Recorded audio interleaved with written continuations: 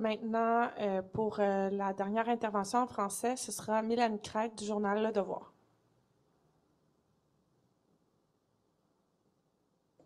Bonjour. Bonjour. Je voulais savoir, le passeport vaccination, M. Dubé, vous avez piqué ma curiosité avec ça. Donc, ce que vous entrevoyez, c'est vraiment un passeport qui démontrerait que quelqu'un a été vacciné avec ses 2 doses de vaccin et qui pourrait lui permettre d'avoir ou non accès à certains lieux là, quand il y aura un déconfinement? C'est l'objectif.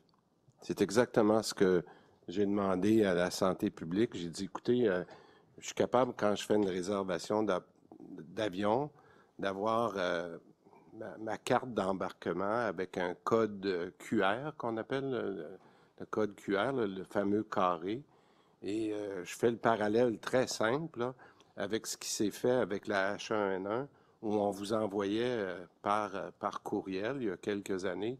Vous pouviez imprimer ça sur votre imprimante, puis vous aviez une preuve avec vous, une preuve papier, comme de quoi que vous aviez été vacciné. Alors, si on garde ça au plus simple, là, avoir ce fameux code QR-là que vous reconnaissez là, facilement, vous le mettez devant votre téléphone, puis déjà, il vous dit, vous avez un lien avec un contact web ou peu importe. Alors donc, c'est ça qui est l'objectif. Puis en ce moment, bien, étant donné qu'on est dans un processus de digitalisation de l'État avec tout ce que mon collègue Éric Kerr est en train de mettre en place, pour moi, c'est tout à fait naturel de penser qu'on aura un vaccin, un passeport vaccinal digital là, à court terme, puis c'est ce qu'on a demandé. En même temps, comme le docteur Arruda l'a dit, c'est de dire à quel moment vous avez le passeport. Est-ce que c'est après tant de semaines de vaccination, etc.?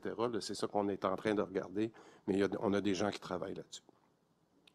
Est-ce que ça voudrait dire que le gouvernement pourrait procéder à un déconfinement peut-être plus rapide que s'il n'y avait pas un tel passeport? Là, je n'irai pas là tout de suite. Là. On va commencer par Ce vacciner serait nos... quoi le rôle dans des mesures de déconfinement essentiellement? Ben écoutez, c'est tous les outils qu'on va pouvoir se servir pour comme mesures sanitaires. Pour moi, ils sont importantes. Ça, c'en est une, mais il faut la mettre en place et il faut être capable de s'assurer qu'elle est pratique. Mais c'est sûr qu'on est en train de regarder ça.